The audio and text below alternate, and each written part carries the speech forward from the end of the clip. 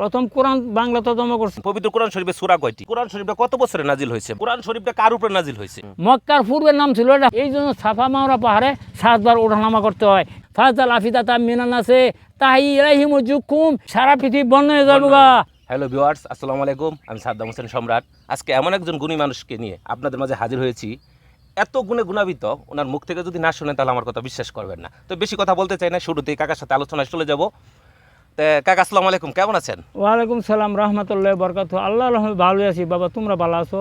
আলহামদুলিল্লাহ, আমি ভালো আছি। কাকা শুরুতে আপনার কাছে প্রশ্ন, মানে আপনি বলে পবিত্র কোরআন শরীফ এটা বলে বাংলায় তর্জমা করতে পারেন, অনুবাদ করতে পারেন, কথা কি সত্য? হ্যাঁ, কথা সত্য। আমি গিরিশচন্দ্র সেন প্রথম কোরআন বাংলা তর্জমা করছি, এরপর আশা বলে থানবি। এই দুটোর বাংলা তর্জমা আমার কাছে আছে। আমি দীর্ঘ বহু বছরে সারা কোরআনের বাংলা তর্জমা শিখছি, কিন্তু এইগুলি শোনার মতো মানুষ পায় না। আচ্ছা আচ্ছা, তবে না পাইলেও মানুষ আজকে আমি আছি শোনার জন্য, আমাদের ভিউয়ার্সরা আছে, দর্শকরা আছে, তারা শুনবে। আচ্ছা বলেন, পবিত্র কোরআন শরীফে সূরা কয়টি? 114টা সূরা, আচ্ছা, অর্থাৎ 114টা সিডির মাধ্যমে আশরাফুল মাখলুক সৃষ্টির শ্রেষ্ঠ জীব মানুষকে আল্লাহ পাক চিঠির মধ্যে জানাইছে যে আল্লাহ কোন কাজ করতে আদেশ করছে এবং কোন কাজ করতে নিষেধ করছে। এইটাই এই চিঠির মধ্যেও জানাইছে। আরবি ভাষা আরব দেশের লোকের ভাষা, এইটা তারা সহজে বুঝে। এই জন্য তারা বুঝবার জন্য আল্লাহ পাক কোরআন আরবি ভাষায় নাজিল করছে। মুহাম্মদ সাল্লাল্লাহু আলাইহি ওয়াসাল্লাম কলের মধ্যে এই কোরআন পাঠাইছে। উনি এখানে প্রশ্ন, কোরআন শরীফটা কত বছরে নাজিল হয়েছে? মানে 23 বছর নাজিল হয়েছে কোরআন শরীফ। হ্যাঁ, 23 বছর কোরআন নাজিল হয়েছে। খন্ড খন্ড ভাবে আসছে না একসাথে? না না না, বহু 23 বছর বহু খন্ড খন্ড ভাবে আসছে। বিভিন্ন কারণে বিভিন্ন আয়াত নাজিল হয়েছে। কোরআন শরীফটা কার উপরে নাজিল হয়েছে? কোরআন শরীফটা মুহাম্মদ সাল্লাল্লাহু আলাইহি ওয়াসাল্লাম নাজিল হয়েছে। আচ্ছা আচ্ছা। এবং এই তোমরা তো ইসলামিক ইতিহাস জানা লাগে, জনবেবী খাদিজারে কিভাবে বিয়ে করছে, এই কিসা যদি কই। মুহাম্মদ সাল্লাল্লাহু আলাইহি সাল্লাম আব্দুল্লাহ, ওনার 8 ভাই ছিল, আমির, হামজা, আবু তালেব, মুতালেব, বুঝছেন? এই 8 ভাই ছিল, কিন্তু আব্দুল্লাহর গর্বে, আমিনার গর্বে এই মুহাম্মদ সাল্লাল্লাহু আলাইহি ওয়াসাল্লাম জন্ম হয়েছে। জন্ম হওয়ার পরে উনি জন্ম হওয়ার আগে ওনার পিতা আব্দুল্লাহ মারা গেল। তোরা আবু তালেব ওনার মাকে এই মানে ভরণ পোষণ চালাইতো। এবং যখন মুহাম্মদ সাল্লাল্লাহু আলাইহি সাল্লাম জন্ম ভূপিষ্ঠ হবে, এই সময় বিবি আমেনা একাকী ঘরে ছিলেন এবং চিন্তা ভাবনা ছিলেন, হায়রে আমার এই যে ভূপিষ্ঠ সময় আমার তো কোনো লোকজন নাই, কে আমাকে এই সেবা করবে? এই সময় আল্লাহ পাক 4 জন মহিলা পাঠাইছিল। 4 জন মহিলারা তিনি জিজ্ঞাসা করছিলেন আমি আপনারা কেলা? বিবি আসিয়া, বুঝুন, এই মন বিশিষ্ট 4 জন মহিলা, কথা বললে অনেক বেশি। আচ্ছা বলেন।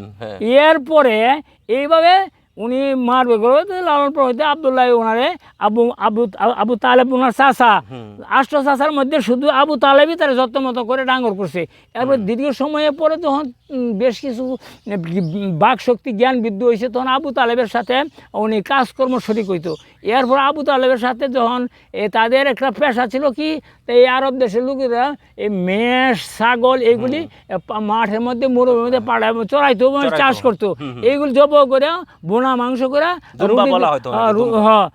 মেষ, জুম্বা এইগুলি মানে মাংস বোনা করে রুটি তারা খাইতো। এই দেশে কোনো ভাত নাই, ভাত মানে তখন সময়টা ছিল, তখন হ্যাঁ।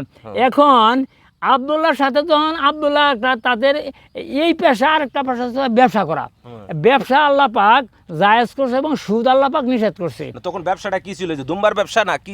না, তখন ব্যবসা সিরিয়া মক্কানগর থেকে খেজুর কিনে সিরিয়া না বেচতে কিছু টাকা লাভ হইতো। আরব এক দেশে তো খেজুর তখন এখনো আছে, প্রচলন আছে। খেজুরটা কিভাবে আইছে এই কিসা তো তোমরা জানো না। খেজুরটা কিন্তু এই হাজারের মাধ্যমে বেহেশতে পাঠাইছে। ইসমাইলরা যখন নির্বাসন দিছেন, তো এই কথা তো করে আরেক কাহিনী জানলা। বলেন, সমস্যা নাই। ইসমাইলরা যখন নির্বাসন দিছেন, তখন এই ইব্রাহিম আলাইহিস সালাম, তো ইব্রাহিমের কাহিনী জানলা গেল বাবা। কোনটা? আচ্ছা আপনি শর্টে বলেন, খেজুরের কাহিনী নেই বলেন। যখন এই ইব্রাহিম আলাইহিস সালাম সারা বিবির অনুরোধে হাজারাকে বিবাহ করছিল, তখন হাজারার গর্বে অনেক অনুরোধ করেছিল, সবাই অমত ছিল যে এই বিয়ে আমরা বসতে রাজি না। ইব্রাহিম আলাইহিস সালাম অমত ছিল, একমাত্র সারা বিবির অনুরোধে এই বিবাহ অনুষ্ঠিত হয়েছিল, বিবাহ পড়াইয়া ছিল।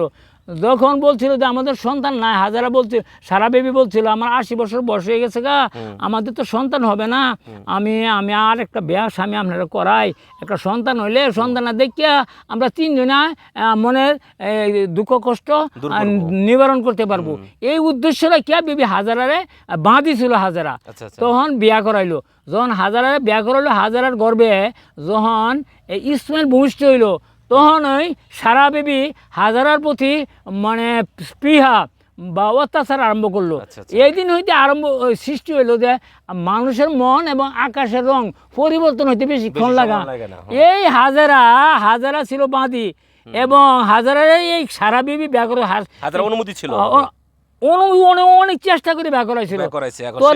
তখন ইব্রাহিম আলাইহিস সালাম অনেক দুঃখ কষ্ট করছে, হাইরে নিরপরাধী, এরপরে এইভাবে অত্যাচার করতেছে, এইটা আমি নবী হই আল্লাহর কাছে কি জবাব দিব।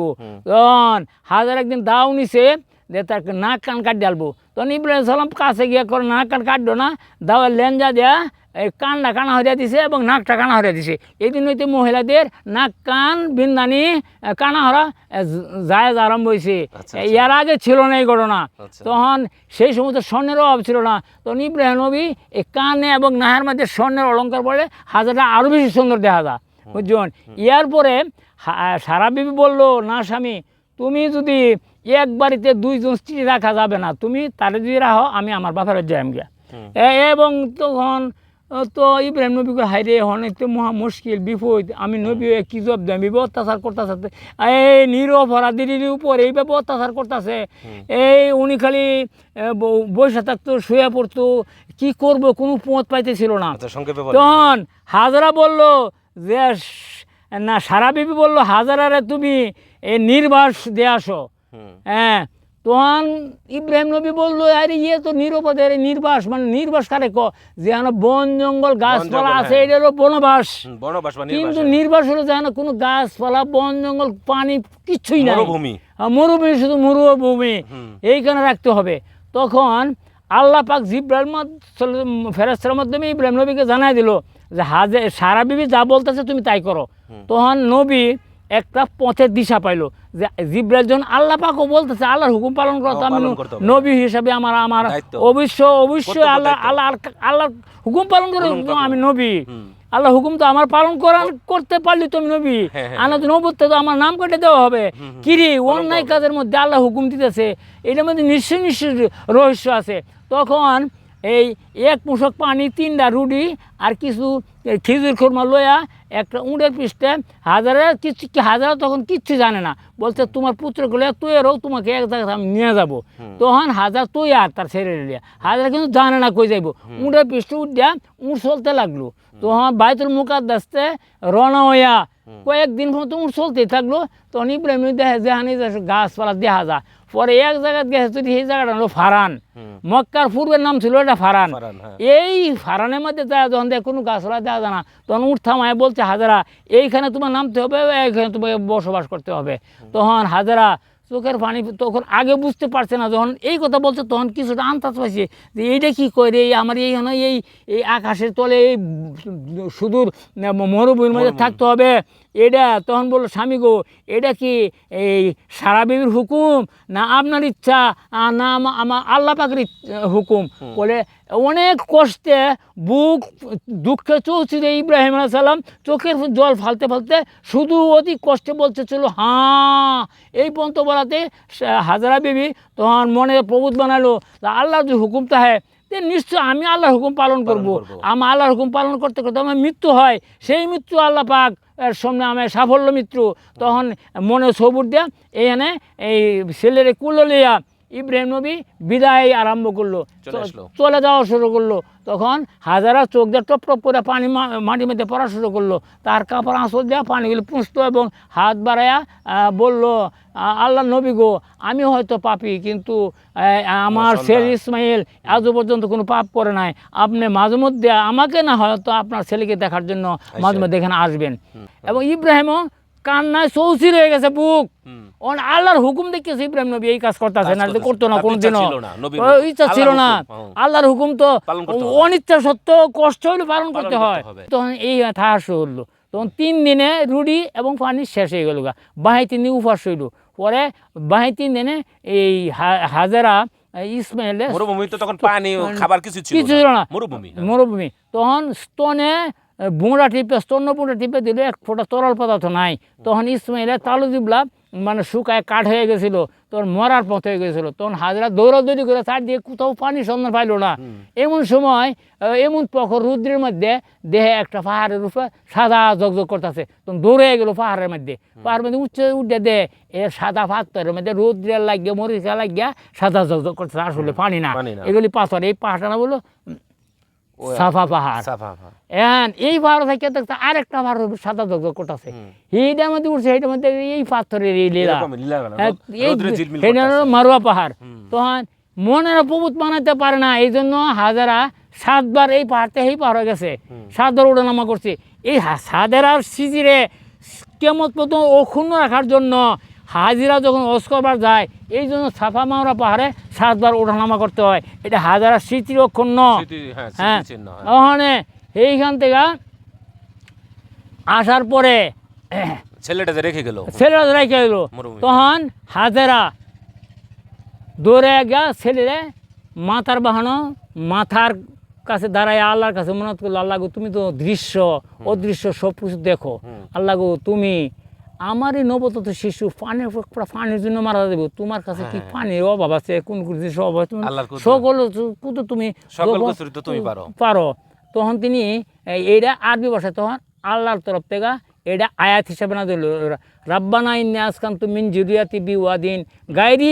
যারাইন ইনদা বাইতিকাল মুহাররাম রাব্বানা লিয়ুকিমুস সালাতা ফাজাল আফিদাতা মিনান নাসে তাহিরাহিম জুকুম মিনাস সামারাতি লাআল্লাকুম ইয়াশকুরুন তখন এই আয়াত আল্লাহ কবুল করলে জিব্রাইল ফেরেশতা পাঠাই দিল যখন ইসমাইল যেন শুয়ে রয়েছে পায়ের কি একটু সামনে দূরে না তো করবি তো পরে ইসমাইল মরে যাবো গা পাও তো মুড়া দিতেই তখন পৃথিবী 25,000 মাইল পরিধি 8,033 মাইল হলো ব্যাস এই সমস্ত পৃথিবী গোত্র মাটি সরিয়া গেল গা তখন পানি ওঠা শুরু হলো তখন জিব্রাইল ফেরেশতা বললো মা হাজারা তুমি চারদিক থেকে পানি মাটি টান না তুমি যদি হুকুম না করো এই সারা পৃথিবী বন্ধ হয়ে যাবো গা পানি আর থামবে না তুমি বলো থাম থাম অর্থাৎ বাংলা ভাষা থাম আরবি ভাষা জমজম এই জন্য এই কূপের নাম হলো জমজম কূপ হ্যাঁ তুমি তখন জিব্রাইল বললো মাগো তুমি এই পানি ছেলেরা খাওয়াও তুমিও খায়া জীবন বাঁচাও এইভাবে 3 দিন পানি খাইলো আর 3 দিন পরে এই জিব্রাইলে আবার খিজুর খুমালো এলো বলো মাগো তুমি খিজুরগুলি খায়া এই আলিগুলি এই যে মাটি মাটি বিচ্ছে পানি এনে রোপণ করে দিবা অল্প দিনই খিজুর আইব তুমি এই খিজুর খাওয়া শেষ করতে করতেই এই যে প্রথম যে খিজুর গাছ সেইটার মধ্যে খিজুর ধরবো এই ঠিক তখন এইভাবে এইটারও বেহেস্তির ফল খিজুর এই খিজুর এইভাবে দুনিয়াতে আসছে সরাসরি জিবরাইল ইসলাম মানে ফেরেশতা এসে দিল আর কি ফেরেশতা দিল এইভাবে খিজুর এই পৃথিবীতে আসছে এরপরে যখন খিজুরের গাছ হইলো এই খিজুরের ডাক বা কাটিয়া যখন যাহা চা আল্লাহর তখন তো সামনে হাজির আল্লাহর কুদরতে তখন এই ফারানে থাকিয়া খিজুরের পাতাতে ঘর বান্ধা এই হাজারা ইসমাইল থাকতেছে থাকতে তখন হঠাৎ করে একদিন যখন বড় হয়েছে ইসমাইল তখন তার বাবারে দেখতে গেছে তখন বাবারে দেখতে গেলে গিয়া দেখে ইব্রাহিম নবী নাই মারা গেছে মারা যাওয়ার আগে ইব্রাহিম আলাইহিস সালাম এর আরেক ঘটনা ঘটছিল মানে ইব্রাহিম সাল্লাল্লাহু আল্লাহ হুকুম করছিল যে তার প্রিয় বস্তুকে কুরবানি দেওয়ার জন্য এই কাহিনী না মৃত্যুর আগের কাহিনী এটা তো মৃত্যুর আগের কাহিনী এটা